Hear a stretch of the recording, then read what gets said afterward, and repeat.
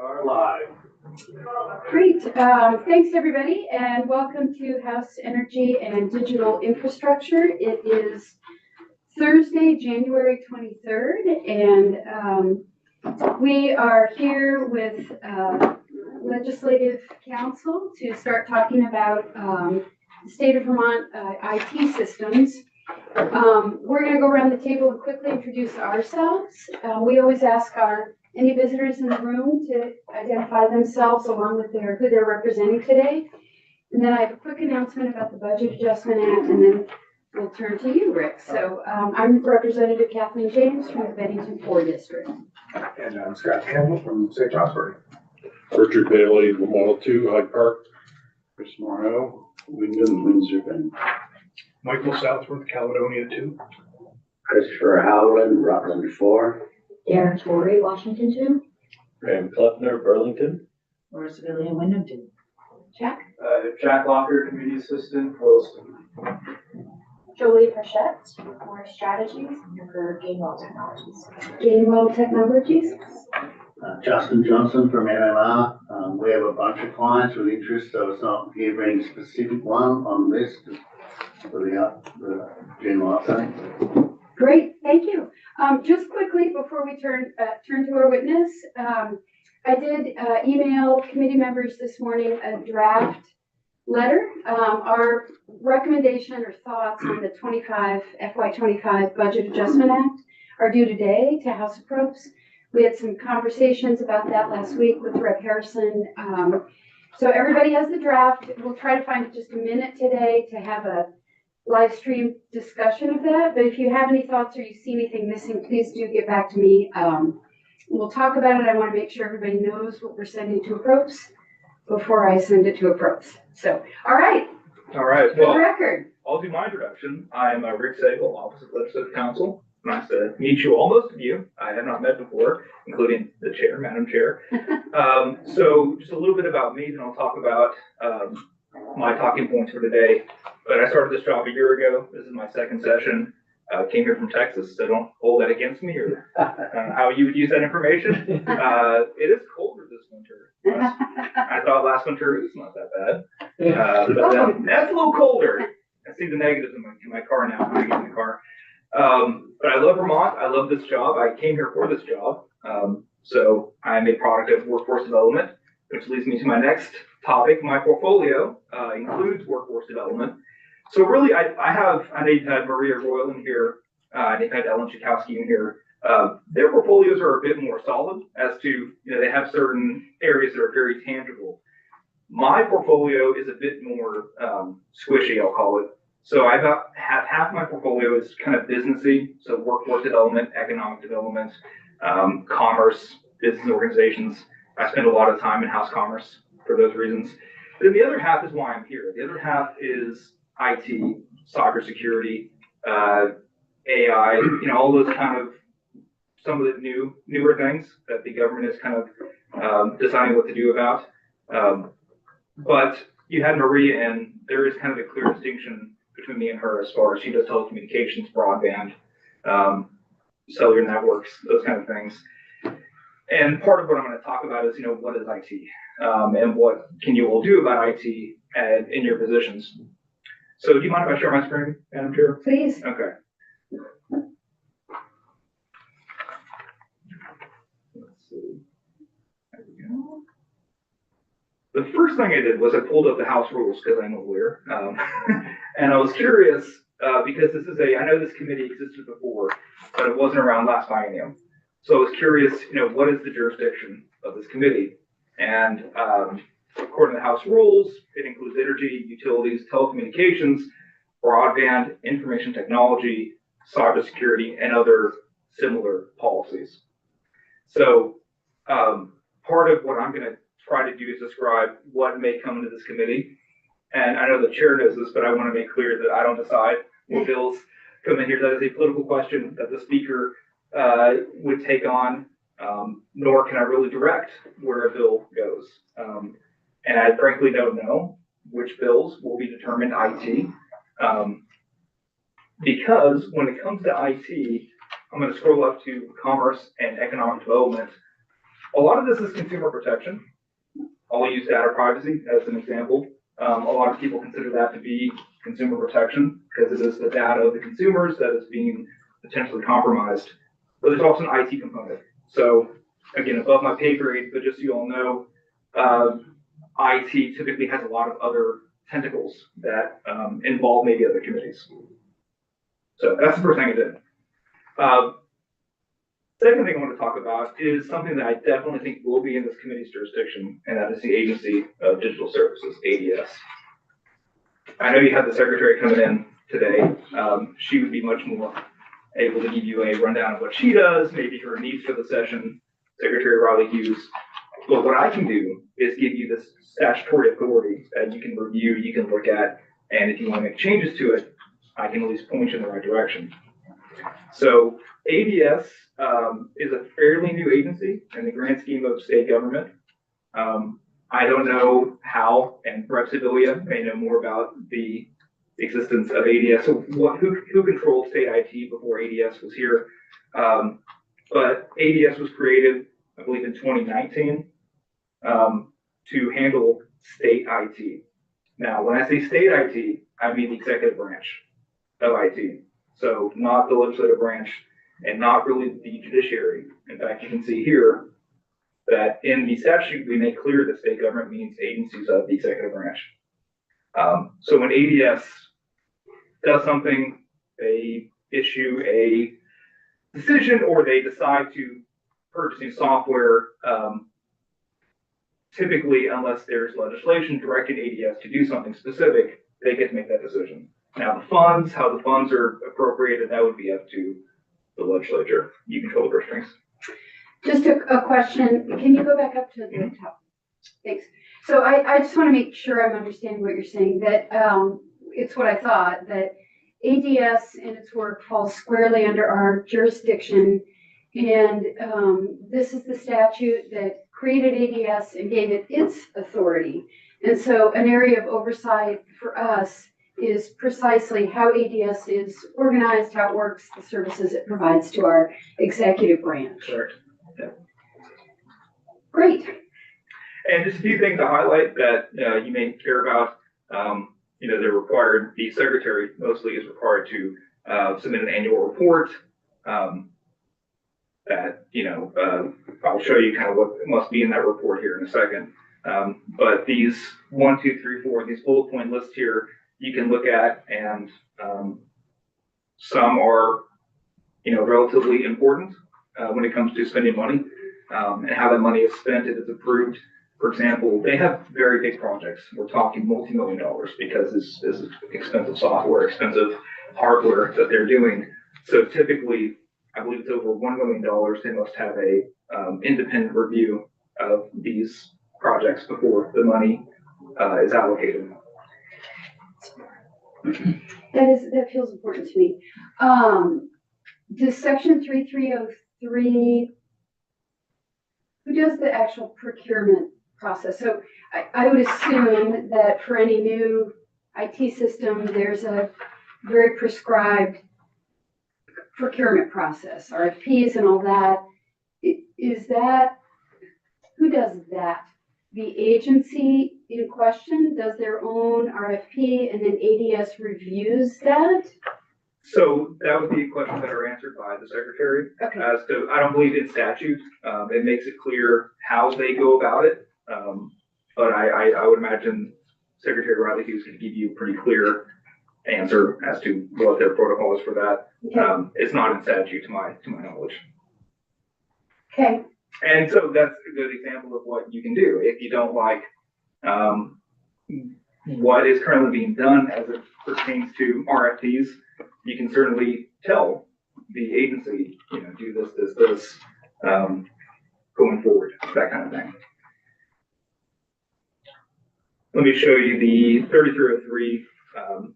This is the $1 million thing I talked about, is if there's any new information technology project with a total cost of $1 million or greater, there must be an independent review. And in fact, I think you're having Lisa Galvin come in later, the JFO consultant. She just conducted one of these reviews for one of their big projects. and she can talk about how that went, maybe some good things, some bad things about that review. But again, in statute, this is something that you currently require of ADS.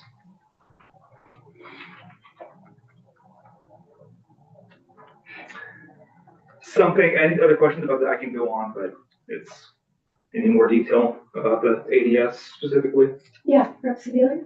So may I just share what, just before I believe was, DII, and I, actually, Department of Information and Innovation. It was under the Agency of For the record. Administration, Justin Johnson. Sorry, before this gig, I was the Secretary of Administration. Gotcha. So yeah, so it was DII, it was a department under the Agency of Administration.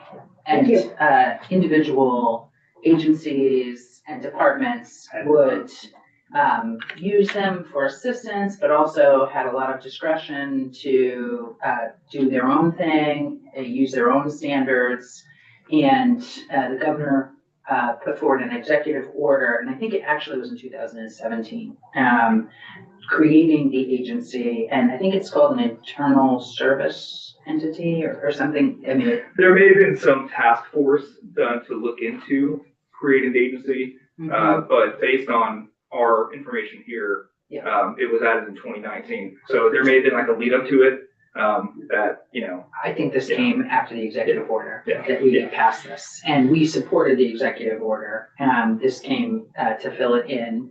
And it really, rather than, it was a big shift, and it was really difficult for a lot of different agencies and departments in my experience, because it said, actually, we're gonna have some standards here around procurement, and all staffing, training, and ADS is going to be the source for all of that and work with all of the agencies. I think that's been a little bit bumpy. I would also say editorializing, as sometimes I do, Madam Chair, that Sometimes. I don't think that there has been really much kind of significant oversight of ADS. And I don't say that as, and they've been really bad, but as we really have not developed any kind of understanding of how things are working or consistent means of checking in. So, And I think that's part of why we're all here. I think so. So, Rick, I don't know if it would be appropriate to work with Jack to your testimony today, to the little folder on our webpage to find and add the executive order that originally created ADS. I'd love to read it. Let's start at the very beginning. Thank you. of course. Okay, a couple other things I want to do that's related to the executive branch in ADS is this division of artificial intelligence that was created in 2021, effective 2022. Again, this is AI in state government, specifically not AI in the private sector. There is this division created within ADS that has these powers.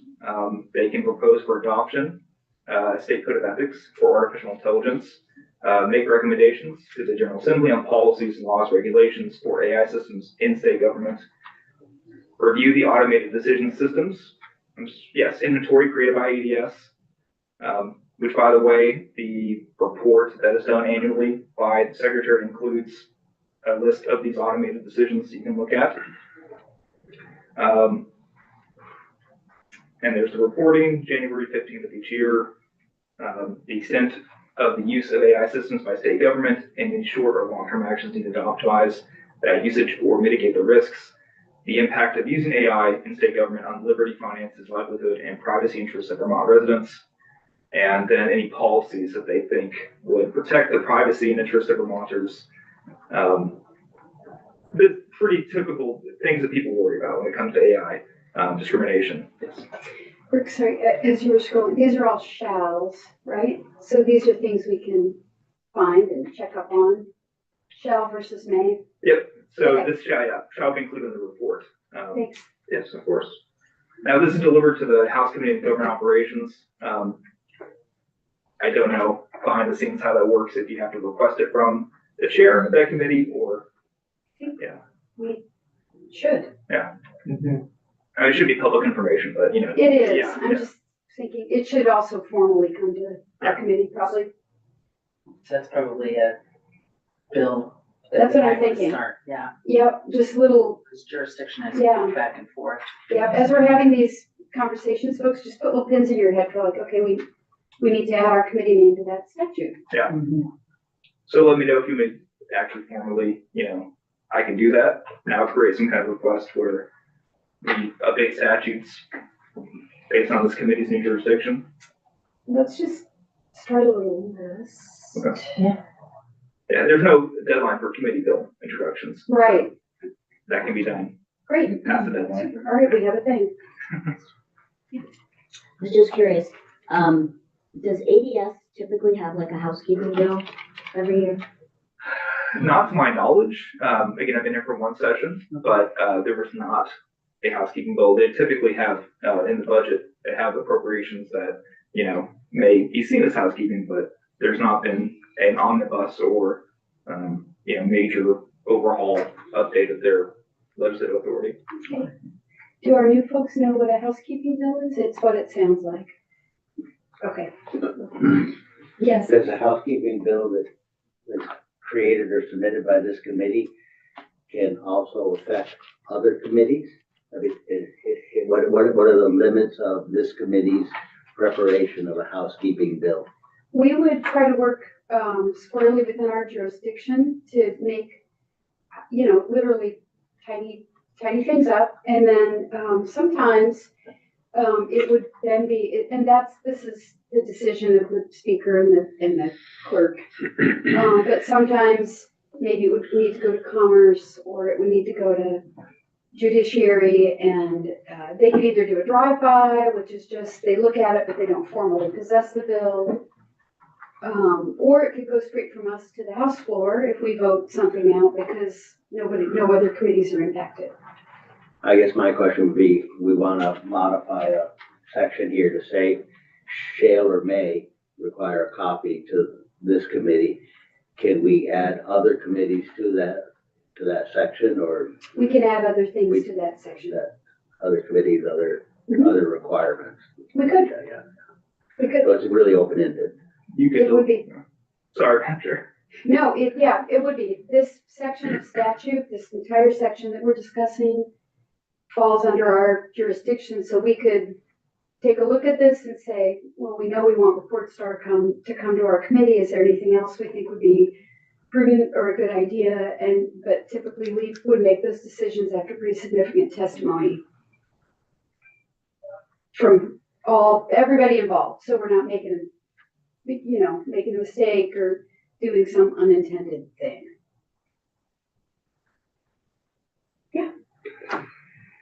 Is the entire IT system underneath this agency? So that, I think that was one of the reasons they created the agency of digital services, because each agency department had their own IT department, quote unquote. So this was meant to kind of formalize and make it easier for them to manage all the security updates, everything else that computer systems need. So yes, Okay. yeah. And again, Secretary Bradley Hughes can better answer that question, but. Yeah. She'll be here at 9:45, so we're doing good. Yeah, okay. So switching to the legislature, we have our own IT agency, it's called the Office of Legislative Information Technology. Kevin Moore, you've probably met, he's the director of that office. So this office is also statutorily created, and there are some authorities that they have related to what they can do with the General Assembly. But just as an example, our IT systems, the Assembly, Zoom, everything that we do in this building is not the word controlled, but is supervised by this office. That was also created by the General Assembly. And 2019 is when they created this office. And the Joint Legislative Management Committee decides who the director is, the direction that office takes, that kind of thing. Rep. Sebelia? I would just note that the judiciary also has their own legislative or IT entity, and JITALK, the Joint IT Oversight Committee, has regularly asked the administration the legislature and judiciary, how they are coordinating on things like cybersecurity and. Okay. We're gonna talk about Jai Talk in a minute, I think. I turn that up. Okay. So again, just for your purposes, this is, if you email me and have a draft request related to this, you don't have to remember where it is. I can help you with that. But just so you all know, you have the authority to make changes to these offices or agencies. Speaking of Jai Talk stands for Joint Information Technology Oversight Committee. That's why we call it Jai Talk. A little bit easier to say. So this is an older committee that I think gone through several changes in the last 10 or so years. And I don't know if this committee has been selected yet, the new membership. Each biennium, new members are selected to the committee. Chris Villia was a member of the previous Jai Talk biennial Jai Talk committee. So it's made up of all members, 3 in the House, 3 in the Senate, so 6 total. There's a chair that switches from chamber to chamber. This time it'll be a senator that chairs this committee. And let's look at the powers and duties, because I think this is important. Your committee can actually have a bill request and have the General Assembly adopt something you want. Jai Talk makes recommendations. Jai Talk cannot have a bill request. I don't believe they can have a committee bill. Just want to make it. It's my second session. Want to make sure. But they will make recommendations, and they are certainly more in the weeds about problems with IT, changes necessary to IT, those kind of things. So the committee shall ideally oversee, evaluate, and make recommendations on the following: the state's current deployment, management, and oversight of IT in furtherance of state governmental activities, including data processing systems, telecommunication networks, and related technologies, particularly with regard to issues of compatibility among existing and proposed technologies, issues related to the storage of, maintenance of, access to, privacy of, and restrictions on use of computerized records, issues of public policy related to development and promotion of the private, commercial, and nonprofit information infrastructure in the state, its relation to the state government information infrastructure, and its integration with national and international information networks, and cybersecurity. We don't need to have more words on that one, just cybersecurity.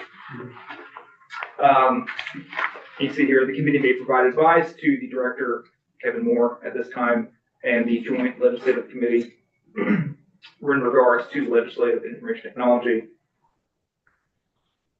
And you see here the rest of his meetings and reimbursements. So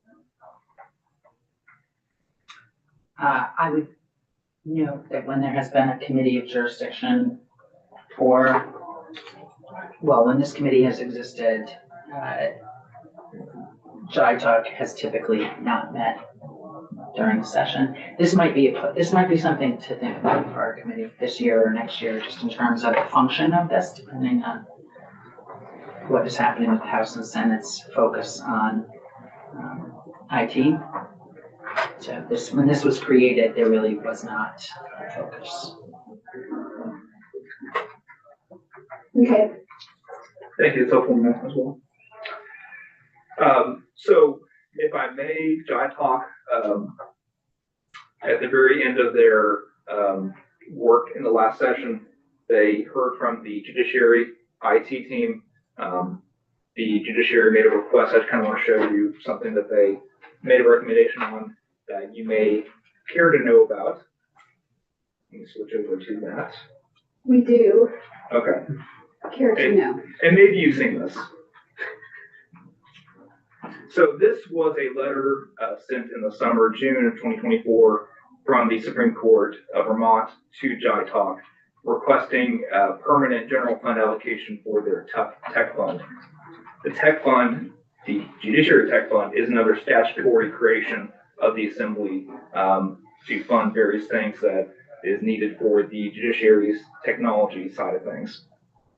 I won't go over the whole letter. I think Jack posted it to the website, but in summary, their funds are decreasing because COVID caused some issues with their declining revenues as far as going after people for court fees, those kinds of things. So they're making less money than they used to as far as a governmental agency is concerned. And they're requesting that the tech fund be funded with general funds on a permanent basis. And the Jai Talk heard testimony, there reviewed the letter, and Jai Talk voted 5-0 to 1 to approve of this type of funding, or they recommend this type of funding. But Jai Talk, of course, cannot do that. They are they're not a standing committee, they're not an appropriations committee. So this letter, let me switch letters here for a second. Wait. Yeah. Sorry, could you scroll down just before you go away? I'm just down one page. It says, much of this context is described in the JFO issue brief published in February 2022. Can we add that to your testimony folder? In case you guys can't tell, I'm a big record keeper. I think that'd be helpful to have in the same place. Thank you. Of course. And onward we go.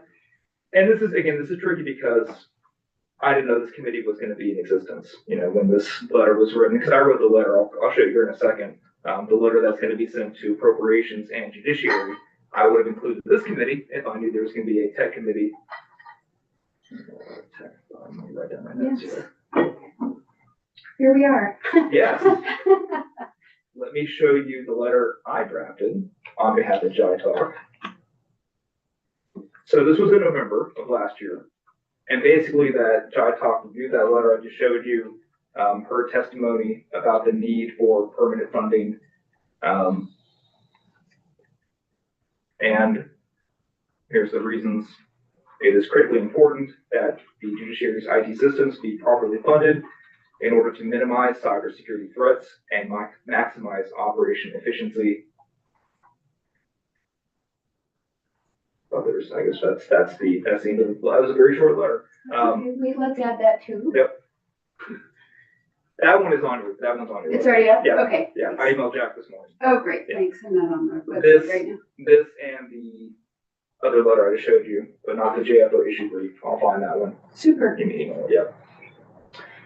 So as far as this committee, how you want to handle this letter, when it comes to the budget for next fiscal year, this would be something you want to bring up to appropriations and possibly the judiciary to make sure they're aware, if you do indeed support what Jai Talk recommended.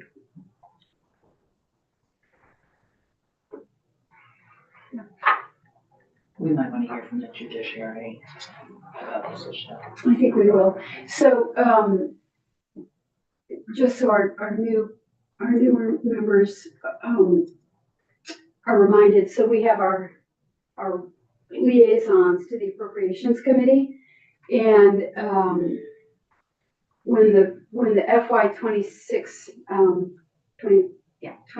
budget starts rolling forward, all of this stuff will be coming to us. We need to remember this, but it's not like this is now going to disappear into the mist. So things like this will be coming to us, and we'll have an opportunity to take testimony and consider what we recommend and write a letter to approach, just kind of like we're doing with the BAA, but it'll be turbocharged. The BAA is like our practice. Okay. And So, Madam but Chair, let's put a pin in this, Yep. for sure. And I would also say that, I believe that the last JITAC meeting of the last biennium, is available on YouTube and, Yeah, there's a. yeah, December 13th, if folks want to watch the last JITAC meeting, we can find it, I can send the link. The purpose of that meeting was specifically to make recommendations to Us. this committee and the Senate about the next iteration of Jai Talk. Actually, could you send the link to the committee? Sure. Great. And everybody, maybe we can have a chance to watch that. and me and my colleague Maria both handle Jai Talk, and they're different. If it's telecommunications related, she would attend. If it was ITech, I'd attend. I was at that last meeting, and I'd be glad to help remind the committee if towards the end of session you're forgetting something, what did Jai talk to you about this or that? Just reach out to me. I'd be glad to That'd be remind great, you about. thank you. Okay, I have one or two more things I'm gonna show you before I leave.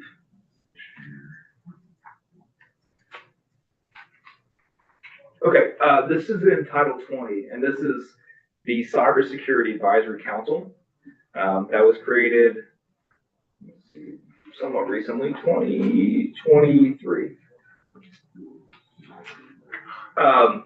So I know very little about this advisory council. This is something you can ask the secretary about because she is the chief information officer and she's the chair of this council. I don't know how often they meet or if they are meeting or what they've done so far on this council, but again, it's statutorily created. It is in 20 DSA 4662. And if you don't remember that, just say, hey, Rick, what can we do about the Cybersecurity Advisory Council? Set to sunset, it looks Yes, like. 2028. I would just note when this came through, one of the things that I've been hoping was that the legislature would be on this cybersecurity advisory council, which they are not. And so, it would be a good idea for the legislature to have an appointee on here, and that might be something we want for our housekeeping. Our housekeeping bill. Two things. And I think it was an oversight. I don't think it was intentional. So how do we find out if they've met and what they're talking about? We can ask Secretary Riley Hughes, in 15 minutes. And they do, You have to should, remember that, you're in charge of remembering. and they should have a webpage, and you can look up, their meetings should be public. So any, like Jai Talk has their meetings posted and the times they met, so. So what was this called? This is called the Cybersecurity Advisory Council.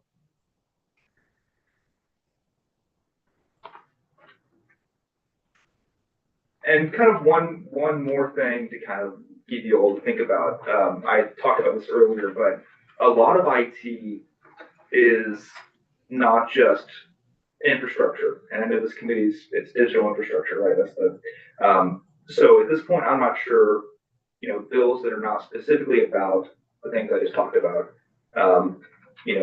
tech fund, I think would come here. Jai Talk stuff would come here. ADS stuff would come here. But then there's stuff like data privacy. There's stuff like AI. That's not state government AI. I kind of want to talk briefly about some of those issues that may come up because I am a lawyer assigned to data privacy and to AI.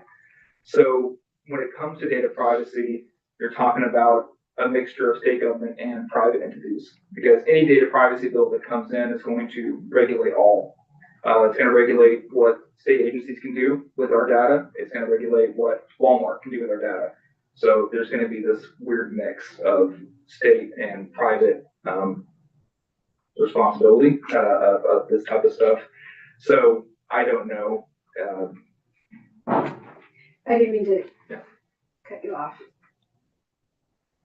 No, but go. Okay, I felt like no, it made sense. I'm Well, sorry about that. No, I meandered. It was a good time to interrupt me. Oh, that's okay. You weren't here, when did you arrive? Rick? Last session, so last October, 2023. Oh, great. So you were here for the data privacy bill. You wrote it?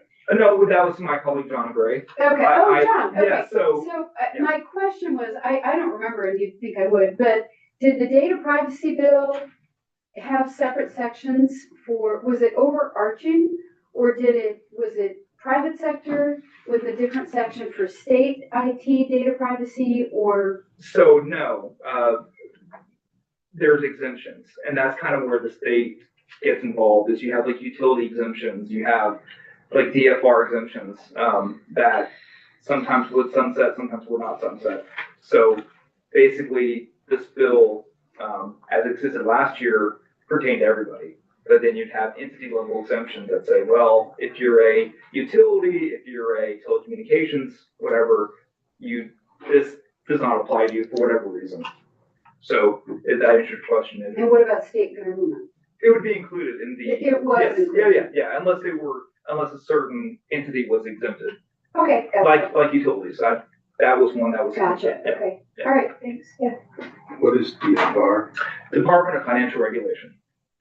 Yeah. Yeah. Maria Royal. Yes, I just know enough to, Banks and insurance. yeah. yeah, So, AI is also one. I talked about the Division of AI, which is a state agency that is related to AI and state government. But if there could be an AI bill that comes before the assembly that again involves state agencies and private sector, because the state is most likely using AI in their work, and consumers are using these tools that the state is giving us. So any bill that regulates the use of AI is probably going to affect the state as well. And you may all want to have a say in that. Discrimination, AI has been known to discriminate based on race, gender, those kinds of things. That may be something that comes in here. So just on the radar, when you say IT, I just want to make it clear that it's not always just, I was gonna say a floppy disk, but that's, yeah. It's not always a thumb drive, it's not always network cables, it's not always hardware, it's not always cloud, vaporware, it's also, these services that have other effects on consumers. And there will be some sharing between your committee and probably House Commerce and House Judiciary, healthcare privacy, those kind of things too, so. Are you glad to take any questions you have, or? folks. Very helpful for me. Just getting started in this. Yeah, but really helpful to review the statutes. So it just, can we get a link with the relevant statutes? Sure. Like, that would be great. Do you want me to email, you specifically, No, Jack? send it to Jack. I'm sure everyone will want to dig into that. Yeah. When we can't sleep. Oh, that's great. It'll help you sleep. Yeah, the sections of statute you walked us through this morning would be helpful to have Yeah. one little handy link Reference. guide. Okay. Anything else? Just the stuff we chatted about as we went along. It's great. Thanks for having me. I look Great, forward to thank being you here so again. much. Yeah. Yeah. Thank you. Appreciate it. I have a question for the chair. Well, yeah, go Yeah, ahead. well, it can be anytime. Okay. Go ahead and do I'm just whatever. wondering whether we need to adjourn and restart. I think we do. Take a break. Yeah, we're gonna take a 5-minute break.